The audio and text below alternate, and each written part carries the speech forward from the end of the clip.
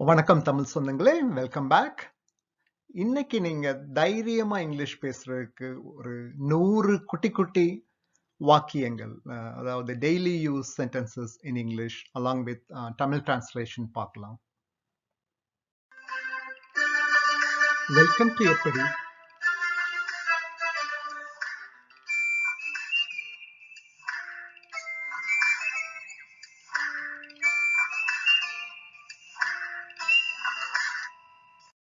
நீங்க நல்லா இருக்கிறீங்களா? Are you all right? Are you all right? நீங்க பிஸியா இருக்கீங்களா? Are you busy? Are you busy? நீங்க ஏதாவது செஞ்சிட்டு இருக்கீங்களா? Are you doing anything? Are you doing anything? நீங்க சும்மா தான் இருக்கீங்களா? Are you free? Are you free? Are you going? Are you going? நீங்க போறீங்களா? இல்ல நீங்கள் செல்கிறீர்களா? Are you mat? உங்களுக்கு கோபமா? ஸோ மேட வந்து கோபம்னு யூஸ் பண்ணிக்கலாம், பைத்தியம்னு கூட யூஸ் பண்ணிக்கலாம். பட் இந்த கான்டெக்ட்ல உங்களுக்கு வந்து மேட வந்து கோபம்னு நம்ம எடுத்துக்கலாம். Are you there? நீங்க இருக்கீங்களா? நீங்க அங்கே இருக்கீங்களா? ரெண்டுக்குமே வந்து are you there? Are you with me so far? Are you with me so far? இதுவரை நீங்க என்னோட இருக்கீங்களா? இது both physical as well as நம்ம வந்து ஒரு கிளாஸ் ரூம்ல நம்ம கேட்கறாங்க, ஒரு கிளாஸ் நடத்திட்டே போறாங்க. அப்போ வந்து ஒரு டீச்சர் வந்து நம்மகிட்ட கேட்பாங்க, R you with me so far? அப்போ வந்து ஆர் யூ ஃபாலோயிங், அந்த மீனிங்லயும் நம்ம எடுத்துக்கலாம். நம்ம பிசிக்கலா நம்ம அவங்க கூட இருக்கிற மீனிங்லயும் எடுத்துக்கலாம், இல்ல அவங்க சொல்றது நமக்கு புரியுதாங்கிற அந்த மீனிங்லயும் எடுத்துக்கலாம். ஆசம், அருமை. என்ன வடிவேலு, சூரியெல்லாம் சொல்றது வார்த்தைன்னு நினைச்சீங்களா? ஆசம் அருமை, அட்டகாசம், அதான் ஆசம். பி கேர்ஃபுல், கவனமா இருங்க. பிலீவ் மீ, என்ன நம்புங்க.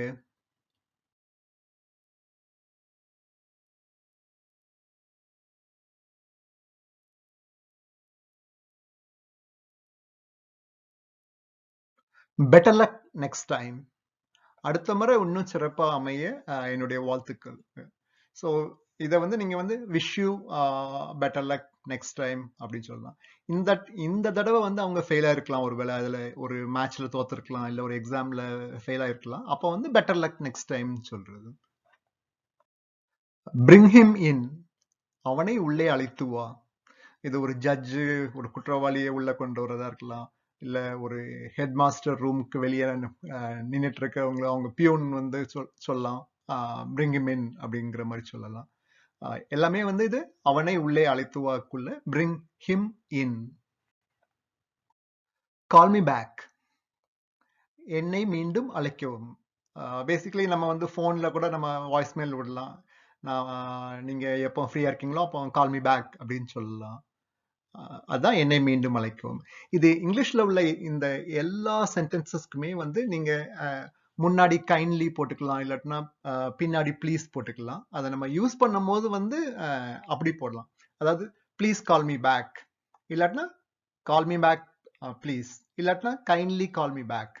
ஸோ இது வந்து உங்களுக்கு வந்து இந்த கைண்ட்லியும் ப்ளீஸையும் ரிப்பீட் பண்ணக்கூடாதுங்கிற ஒரே காரணத்துக்காக தான் வந்து நான் வந்து கால் மீ பேக்னே வந்து நான் அதில் டைப் பண்ணியிருக்கேன் உங்களுக்காக. இதை நீங்க வந்து நம்ம நடப்புல பேசும்போது வந்து ப்ளீஸ் கால் மீ பேக், இல்லைன்னா கைண்ட்லி கால் மீ பேக் அப்படின்னு நம்ம பொலைட்டா சொல்றது வந்து நல்லது. இது அன்றாட நம்ம வீட்டில் நடக்கிறது. Can I change the channel, சேனலை மாத்தலாமா? நீங்க வழக்கமா என்ன நடக்கும்னா வந்து can you please change the channel, இப்போ வேற யார்ட்டையா ரிமோட் இருக்கும், அப்போ வந்து can you please change the channel, இது ரொம்ப போர் அடிக்குது. Can I give you something to eat, உங்க வீட்டுக்கு யாராவது வந்திருக்காங்க, அவங்களுக்கு ஏதாவது உங்களுக்கு ஏதாவது சாப்பிட தரட்டா அப்படின்னு கேக்குறீங்க. அப்போ வந்து நான் உங்களுக்கு சாப்பிட ஏதாவது கொடுக்கலாமா, அதான் can I give you something to eat. Can you call me, நீங்கள் என்னை அழைக்க முடியுமா. ஒரு ஒரு ஃப்ரெண்ட்ட நீங்க சொல்லலாம், இதாவது நீங்க வந்து மேட்ச்க்கு போகும்போது என்னைய கூப்பிடுங்க, இல்ல கோயிலுக்கு போகும்போது என்ன கூப்பிடுங்க. நான் ரெடி ஆயிட்டு இருக்கேன். நீங்க வந்து இப்போ ஹாஸ்டல்ல இருந்து நீங்க வெளியே போகும்போது ஸ்கூலுக்கு ரெடியா போகும்போது நீங்க வந்து என்னை கூப்பிடுங்க. அதான் can you call me. Come here, இங்கே வா. So as I said before, இதுக்கு முன்னாடி நான் சொன்ன மாதிரி வந்து ப்ளீஸ் கம் ஹியர்னு சொல்லலாம். இதை வந்து அதாவது நம்ம தமிழ்ல வந்து நம்ம கொஞ்சம் நம்ம வந்து சொல்ல இங்க வா அப்படின்னு சொல்லுவோம். இங்க கொஞ்சம் வாங்க அப்படின்னு சொல்லுவோம்ல. ஸோ அது நம்ம வந்து நம்ம மாடுலேஷன்ல நம்ம சொல்லிடலாம். ஆனா வந்து நம்ம இங்கிலீஷ்ல இந்த சென்டென்ஸ்ல இருக்கும் போது வந்து அதை கன்வே பண்ணணும்னா ப்ளீஸ் கம் ஹியர் அப்படின்னு சொல்லலாம். கம் வித் அஸ், எங்களோடு வாங்க, எங்க கூட வாங்க. அதான் வந்து கம் வித் அஸ், அதாவது எங்கள் உடன் வாங்க. ஸோ கம் வித் அஸ், அதான் எங்களோட வாங்க. கங்க்ராச்சுலேஷன்ஸ், வாழ்த்துக்கள். கண்ட்ரோல் யுவர் செல்ஃப், உங்களை கட்டுப்படுத்திக் கொள்ளுங்கள். இதை நார்மலா எப்ப சொல்லுவேன்னா, யாராவது ரொம்ப ஹாப்பியா இல்ல சேடா எமோஷனை வந்து அவங்க வெளிக்காட்டும் போது, ரொம்ப அழும் போதோ இல்ல ரொம்ப அப்படி கொஞ்சம் திமிரிட்டு இருக்கும் போது, அப்போ வந்து கண்ட்ரோல் யுவர் செல்ஃப்னு சொல்லுவோம். Could you do me a favour, நீங்க எனக்கு உதவ முடியுமா? ஸோ இந்த நீங்க எனக்கு உதவ முடியுமா, அதை வந்து நீங்க நிறைய வகையில இங்கிலீஷ்ல சொல்லலாம். அதுல ஒரு ஃபிளேவர் வந்து could you do me a favour, எனக்கு நீங்க உதவி பண்ண முடியுமா. So could you give me a hand, நீங்க எனக்கு உதவ முடியுமா. ஸோ நீங்க எனக்கு ஏதாவது இந்த ஹெல்ப் பண்ண முடியுமாங்கிறது வந்து could you give me a hand. இது வந்து இன்னொரு second way of saying it. Could you give me a hand. Could you give me a minute, நீங்க எனக்கு ஒரு நிமிஷம் கொடுக்க முடியுமா. இப்போ அவங்க அவங்க ஏதாவது பிஸியா இருப்பாங்க. அப்ப நம்ம போய் குமார் அப்படின்னு நம்ம கூப்பிடுவோம். அப்போ வந்து ஒரு நிமிஷம் இருங்க, வெயிட் பண்ணுவோம் அப்படின்னு சொல்லுவோம்ல. அப்போ வந்து could you please give me a minute அப்படின்னு சொல்லணும். அப்போ வந்து கொஞ்ச நேரம் ஒரு நிமிஷம் வெயிட் பண்ணுங்க, நான் இப்போ வந்துடுறேன் அப்படின்னு சொல்றது. Good you help me out, again நீங்க எனக்கு உதவ முடியுமா. ஸோ இது இன்னொரு வகையா சொல்றது வந்து could you help me out. Could you spare a couple of minutes for me, நீங்க எனக்காக ஒரு 1-2 நிமிஷம் வந்து ஒதுக்க முடியுமா. அதாவது ஸ்பேர், அதாவது ஒதுக்க முடியுமா அப்படிங்க. Did I get you right, நான் உங்களை சரியாக புரிந்து கொண்டேனா. இப்போ வந்து அவங்க ஒருத்தவங்க நம்மகிட்ட ஏதோ சொல்லிட்டு இருக்காங்க. அப்ப வந்து நம்ம அதை கன்ஃபார்ம் பண்றதுக்காக அவங்கள்ட்ட சொல்றோம் இது மாதிரி. அப்போ அப்படி சொல்லிட்டு நம்ம கேட்கிறோம் did I get you right, அதான் நான் உங்களே சரியா புரிஞ்சுக்கிட்டேனா.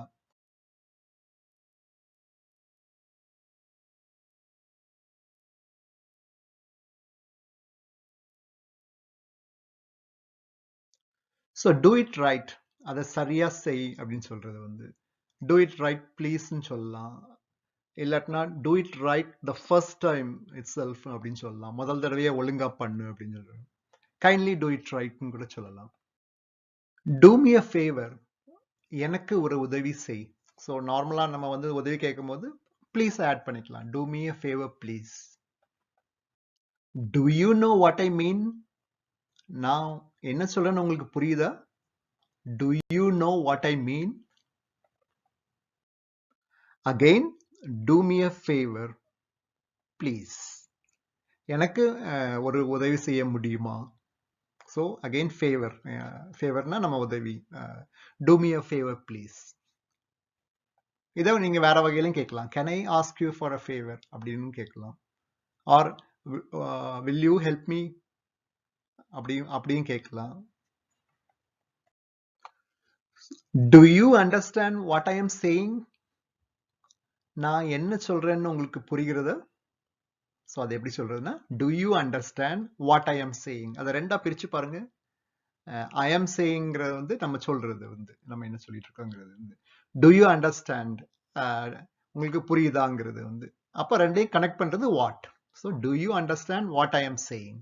ஸோ இங்கிலீஷ்ல நீங்க ரெண்டா ஸ்பிளிட் பண்ணி நடுவில் ஒன்று கனெக்ட் பண்ணியிருப்பாங்க. அப்போ இந்த ரெண்டு சென்டென்ஸா நீங்க பார்த்துட்டீங்கன்னா உங்களுக்கு ரொம்ப ஈஸியா இருக்கும் அது நம்ம பேசுறது வந்து. டு யூ அண்டர்ஸ்டாண்ட் நமக்கு வழக்கமா தெரிஞ்ச ஒரு இது சென்டென்ஸ் வந்து டு யூ அண்டர்ஸ்டாண்ட்ங்கிறது வந்து. you know what I am saying, right? அப்படிங்க இந்த I am saying இருக்குல்ல, அந்த I am saying. So ரெண்டையும் கனெக்ட் பண்ணீங்கன்னா, do you understand what I am saying? Do you want some water? உங்களுக்கு கொஞ்சம் தண்ணி வேணுமா? ஸோ இது யாராவது வீட்டுக்கு வந்திருக்காங்க, அவங்கள்ட்ட இது சும்மா இதை மட்டும் தண்ணி மட்டும் கேட்டக்கூடாது. இருந்தாலும் வந்து do you want some water?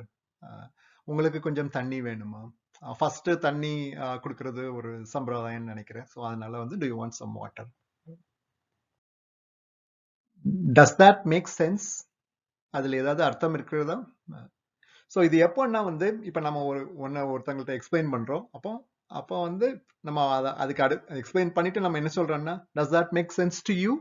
உங்களுக்கு அது வந்து கரெக்ட்னு நினைக்கிறீங்களா? அதான் வந்து அதுல ஏதாவது அர்த்தம் இருக்குங்கிறது does that make sense? அவங்கள்ட்ட நம்ம கன்ஃபார்ம் பண்ணிக்கிறோம். நம்ம சொன்னதை வந்து okay does it make sense to you அப்படிங்கிறது. don't give up, விட்டு விடாது. எக்காரணத்தை கொண்டும் விட்டுறாதீங்க. கண்டினியூஸா அதை பண்ணிட்டே இருங்க. நீங்க உங்க விடாமுயற்சி மட்டும் விட்டுறாதீங்க அப்படின்னு சொல்லுவோம்ல, அதான் don't give up. Don't worry about it, அதை பத்தி கவலையே படாதீங்க. அதான் வந்து don't worry about it. Don't be silly, முட்டாள்தனமா இருக்காதீங்க. பட் இது கொஞ்சம் டூ மச் தான். டோன்ட் பி சில்லிங்கிறது வந்து முட்டாள்தனம் நம்ம பிராண்ட் பண்ணிட முடியாது. வந்து சும்மா கேஷுவலா இப்ப யாராவது என்ன மாதிரி சொல்றாங்கன்னா அப்ப நம்ம கொஞ்சம் கேஷுவலா அதை வந்து தள்ளி விடுறது இந்த மாதிரி. ஸோ டோன்ட் பி சில்லி, அப்படிலாம் ஒண்ணு நடந்திருக்காது அப்படிங்கிறது மாதிரி கொஞ்சம் அவ்வளவா அவங்க பேசினதை நம்பல அப்படிங்கிற மாதிரி இது பண்றது. டோன்ட் மேக் எக்ஸ்கியூசஸ், சாக்கு போக்கெல்லாம் சொல்லாதீங்க. இப்போ நார்மலா வந்து நம்ம லேட்டா வந்திருப்போம், ஏன் லேட்டா வந்தோம்னா பஸ் பிரேக் டவுன் இப்படி என்னமோ சொல்லுவோம். அது ஸோ அப்போ வந்து நம்ம பாஸோ நம்ம டீச்சரோ சொல்லுவாங்க, ஓகே டோன்ட் மேக் எக்ஸ்கியூசஸ். அதான் சாக்கு போக்கு சொல்றாம இருக்கிறது. அதான் don't make excuses. Don't make me angry, என்ன கோவப்படுத்தாத. So don't make me angry. So இது வழக்கமா நம்ம அப்பாட்ட இல்லைன்னா நம்ம டீச்சர்கிட்ட தான் இந்த மாதிரி கேட்டிருப்போம்.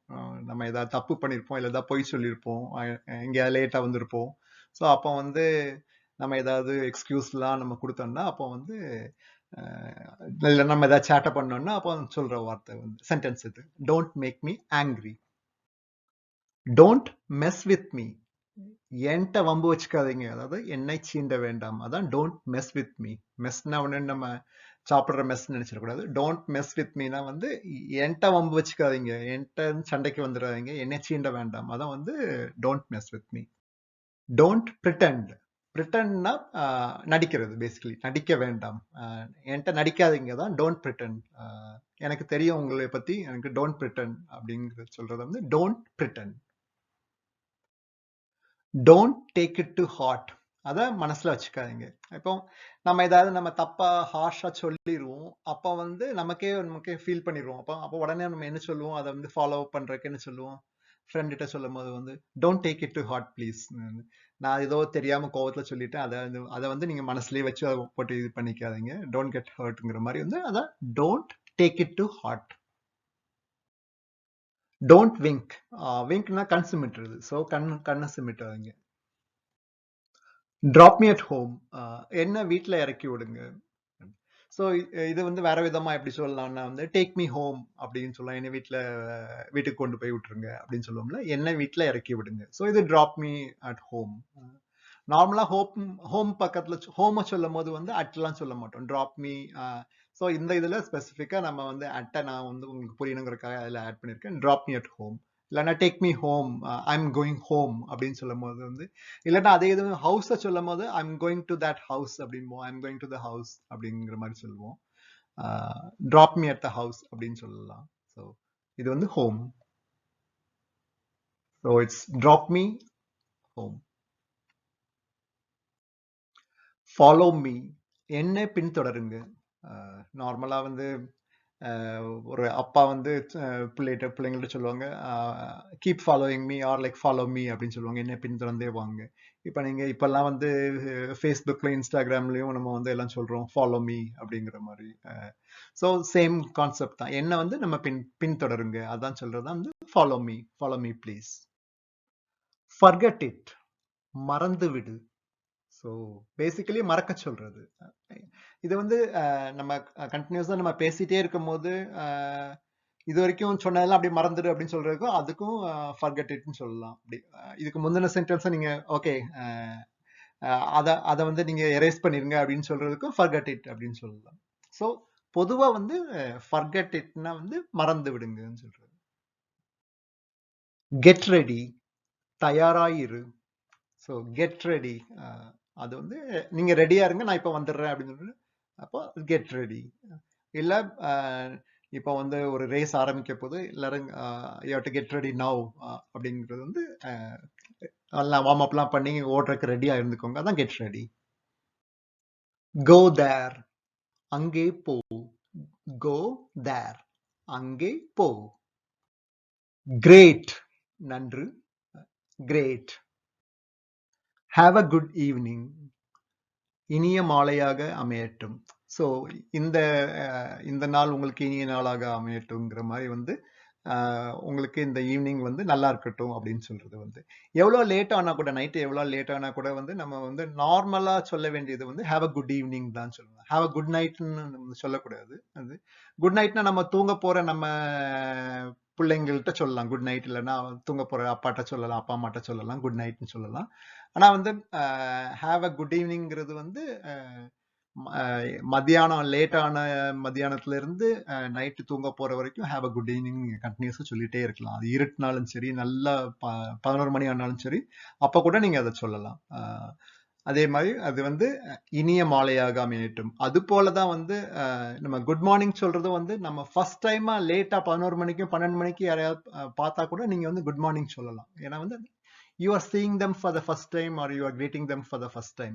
அப்பதான் முதல் தடவை நம்ம கிரீட் பண்றோம். அப்போ வந்து நம்ம குட் மார்னிங் சொல்லலாம். அதுல தப்பே கிடையாது. நம்ம லேட்டா ரொம்ப ஆஃப்டர்நூன்ல நம்ம பாக்குறதுனால வந்து குட் ஆஃப்டர்நூன் நம்ம சொல்லி பழகிட்டோம். ஆனா நம்ம ஆல்வேஸ் லைக் சிம்பிளா வந்து குட் மார்னிங் நம்ம சொல்லியே பழகிடலாம். அதே மாதிரி குட் ஈவினிங் நைட்டுக்கும் சேர்த்து சாயந்தரத்துக்கும் சேர்த்து அப்போ ஹாவ் அ குட் ஈவினிங் அப்படின்னு சொல்லலாம்.